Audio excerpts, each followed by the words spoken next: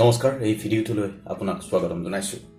বহুতে আমাক সোধে যে কৰ্মস্থানত কিদৰে ভালভাৱে কাম কৰিব পাৰি। নতুনকৈ যেতিয়া কোনো এটা কৰ্মস্থানত বা কোনো এক স্থানত আপুনি নিযুক্তি লাভ কৰে, তেতিয়া আপুনি কিদৰে সেই স্থানত জিলিকি উঠিব বা কিদৰে খাপ খুৱাই নিজকে আগবঢ়াই নিব, সেই প্ৰশ্নটো অনেকৰ মনত থাকে।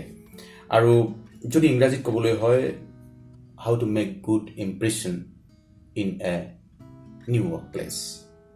তেনেকুৱা ধৰণৰ পৰিৱেশৰ ক্ষেত্ৰত আচলতে আপুনি প্ৰথমে নিজকে সাজু কৰি লওক যে আপুনি এটা নতুন কামৰ বাবে সাজু হৈছে, আৰু সেই নতুন কামটোত জইন কৰাৰ বা নতুন কামটোত যোগদান কৰাৰ লগে লগে আপুনি কিভাৱে নিজক আগুৱাই নিব, কিভাৱে আপুনি তাত আপোনাক উপস্থাপন কৰিব, সেইটো আটাইতকৈ গুৰুত্বপূৰ্ণ কথা।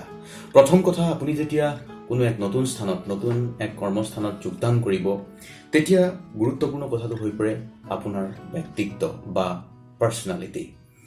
আপুনি ব্যক্তিগতভাৱে কেনেধৰণৰ মানুহ সেইটো এটা বেলেগ কথা, কিন্তু আপুনি যেতিয়া কোনো এটা নতুন স্থানত, কোনো এটা নতুন কৰ্ম সংস্থাপনত যোগদান কৰিব বা কোনো এটা নতুন প্ৰতিষ্ঠানত যোগদান কৰিব, তেতিয়া আপোনাৰ বাবে গুৰুত্বপূৰ্ণ হৈ পৰে আপোনাৰ ব্যক্তিত্ব, আপুনি কিভাৱে উপস্থাপন কৰিছে আপোনাৰ সহকৰ্মী বা সেই প্ৰতিষ্ঠানটোত কৰ্মৰত অন্যান্য কৰ্মচাৰীসকলৰ ওপৰত। প্ৰথমেই আপোনাৰ এখন হাঁহি ভৰা মুখ খুবেই প্ৰয়োজন সমাজৰ যিকোনো ক্ষেত্ৰতেই। দ্বিতীয় কথা, আপুনি পোচাক পৰিচ্ছদ আপুনি কিভাৱে কৰিছে, যি পোচাক পৰিচ্ছদৰ জৰিয়তে আপোনাক এগৰাকী কেনে মানসিকতাৰ ব্যক্তি সেই কথা আপোনাক ধৰিব পাৰে। আৰু বহু কাৰ্যালয় বা প্ৰতিষ্ঠানত ড্ৰেছ কোডো থাকে, সেইমতে আপুনি পালন কৰক। আৰু আজিৰ তাৰিখত আটাইতকৈ গুৰুত্বপূৰ্ণ কথাটো মই আপোনাক ক'ব খুজিছোঁ, মোবাইল ফোন বা ফোনৰ দ্ৰুত ব্যৱহাৰে মানুহক মানুহৰ পৰা দূৰত্ব বৃদ্ধি কৰিছে। যেতিয়া কোনো এটা নতুন কাৰ্যালয়ত আপুনি যোগদান কৰিছে, তাত আপোনাৰ আচাৰ ব্যৱহাৰৰ মাজত আপুনি ফোন কিদৰে ব্যৱহাৰ কৰে সেইটো গুৰুত্বপূৰ্ণ। উচ্চ স্বৰত কথা নাপাতিব, অনবৰতে ছ'চিয়েল মিডিয়াত ব্যস্ত হৈ থাকি কাৰ্যালয়ত থকা সময়ত মোবাইল পিটিকি নাথাকিব। যেতিয়া কোনো নতুন ব্যক্তিৰ সৈতে আপোনাৰ চিনা পৰিচয় হ'ব, তেতিয়া অন্ততঃ মোবাইল ফোনটো হাতত লৈ লিৰিকি বিদাৰি তলমুৱাকৈ চা চিনাকি নহ'ব। সেয়া ব্যক্তিত্বৰ আটাইতকৈ বেয়া দিশ, আৰু সেইটোৱে স্পষ্ট কৰে যে আপুনি যিগৰাকী নতুন লোকৰ সৈতে চিনা পৰিচয় হৈছে, তেওঁৰ প্ৰতি আপোনাৰ কোনো বিশেষ আকৰ্ষণ নাই। আপুনি কৰ্মৰ্দন কৰক, নমস্কাৰ কৰক, আৰু মানুহজন যিগৰাকী মানুহৰ সৈতে আপুনি চিনাকি হৈছে চকুত চকুত হৈ কথা কওক। তেতিয়া আপুনি অনুভৱ কৰিব পাৰিব যে তেওঁ এটা পৰিৱেশ পাইছে, আপুনি তেওঁৰ প্ৰতি এটা মনোযোগ দিছে। দ্বিতীয় কথা, সকলোৰে প্ৰতি সন্মান প্ৰদৰ্শন কৰক, সৌজন্যতাবোধ ৰাখক, ধন্যবাদ ক'বলৈ শিকক, আৰু কেতিয়াবা চৰি বহুত ডাঙৰ কাম কৰে। দ্বিতীয় কথা, নতুন কৰ্মসংস্থাপন বা নতুন কৰ্মস্থলে তাত আপুনি যেতিয়া এটা পৰিৱেশ গঢ়ি তুলিবলৈ লাগিব বা এটা সুন্দৰ পৰিৱেশ আপোনাক সকলোৱে ভাল পাব লাগিব, আপুনি এটা টাইম টেবুল, কাৰ্যালয়টোত বা প্ৰতিষ্ঠানটোত যি ধৰণৰ টাইম টেবুল আপোনাক দিয়া হয় সেইমতে আপুনি উপস্থিত হ'ব লাগিব। আপুনি সকলো কথা নাজানিব পাৰে, সৰ্বজান্তা হৈ সহকৰ্মীৰ আগত নেদেখুৱাব। আৰু যিসকল সহকৰ্মীৰ সৈতে আপুনি কাম কৰিছে সেইসকলৰ প্ৰতি এটা সন্মান সদায় ৰাখক।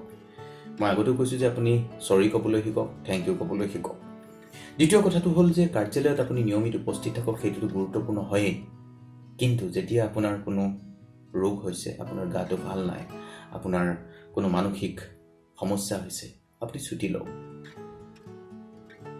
এইকাৰণেই ছুটি লওক যে আপোনাৰ যদি ৰোগ হৈছে, আজিকালি যদি আপোনাৰ কোনো খুচুৰা ৰোগ হৈছে, আপোনাৰ পৰা যাতে পলাই নুফুৰে আপোনাৰ ৰোগ হোৱাৰ কাৰণে সহকৰ্মীসকলে। আৰু যিসকল অফিচৰ বা প্ৰতিষ্ঠানৰ মালিক পক্ষ বা আপোনাৰ বছ থাকে, তেওঁলোকেও ভাল নাপায় যে আপুনি ৰোগাক্ৰান্ত দেহাৰে কাৰ্যালয়লৈ আহিছে। এই কথাটোৱে আপোনাৰ কামটোৰ প্ৰতি অধিক আকৰ্ষণ নুবুজায়। এই কথাটোৱে কাৰ্যালয়টোৰ অন্যান্য লোকৰ ক্ষতি কৰিব পাৰে, অন্যান্য লোকো ৰোগাক্ৰান্ত হ'ব পাৰে। সেই কথাটোহে বেছিকৈ চিন্তা কৰে মালিক পক্ষই বা আপোনাৰ বছে।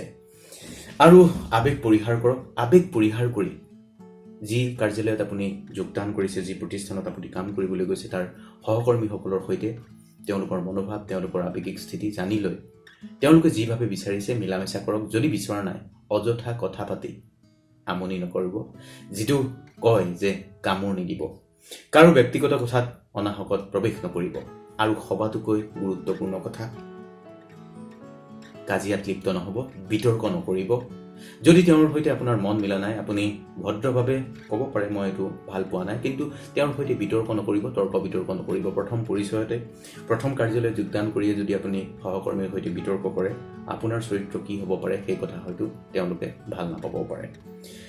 দ্বিতীয় কথাটো যে সকলো কথা জানো বুলি ভাও লৈ নাথাকিব, আৰু যেতিয়া আপুনি কোনো এটা কাম হাতত লৈছে তাক সম্পূৰ্ণ কৰিহে এৰিব, তেনে মনোভাৱৰ আপুনি ব্যক্তি বা আপুনি যুৱতী বা আপুনি যুৱক সেই কথা স্পষ্ট কৰিব। আৰু সুযোগ এনেকৈয়ে আহে, আপোনাক যেতিয়া কোনোবা এটা কামৰ দায়িত্ব দিয়া হৈছে, চাহ ভাত খাই বা কথা বতৰাৰ মহলা নামাৰি সেই কামটো সুচাৰুৰূপে সম্পন্ন কৰাৰ পিছত সেই কথা আপোনাৰ ইমিডিয়েট বছ বা আপোনাৰ ঊৰ্ধ্বতন কৰ্তৃপক্ষক অৱগত কৰিহে কাৰ্যালয় এৰক। যেতিয়া কাৰ্যালয়ত কোনো এটা বিষয়ক লৈ ক্ৰাইচিছ চিটুৱেশ্যন যাক কোৱা হয়, মানুহ কম থাকে, সমস্যা থাকে, সময়তকৈ আগত উপস্থিত হওক, অলপ দেৰিকৈ আহক। আৰু এই কথাটোৱে আপোনাক কাৰ্যালয়টোত বিশেষভাৱে প্ৰতিষ্ঠা কৰাত সহায় কৰিব। কাৰ্যালয়ত আত্মবিশ্বাসেৰে প্ৰৱেশ কৰক, ভয়ভীতেৰে নহয়। সকলোৰে মন জয় কৰিব নোৱাৰিলেও অন্ততঃ শান্তিৰে আপুনি কাম কৰিব পাৰিব।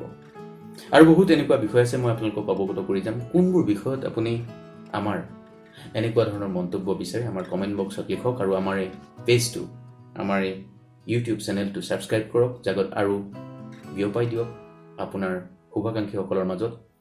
এই ধৰণৰ ভিডিঅ'ৰ জৰিয়তে আমি এটা প্ৰয়াস কৰিছোঁ জীৱনৰ সুখ দুখ বুতলাৰ। গতিকে জীৱনৰ সুখ দুখৰ সমভাগী আমিও হ'ব খুজিছোঁ। কমেণ্ট কৰি জনাই দিয়ক। আজিলৈ বিদায় লৈছোঁ। নমস্কাৰ।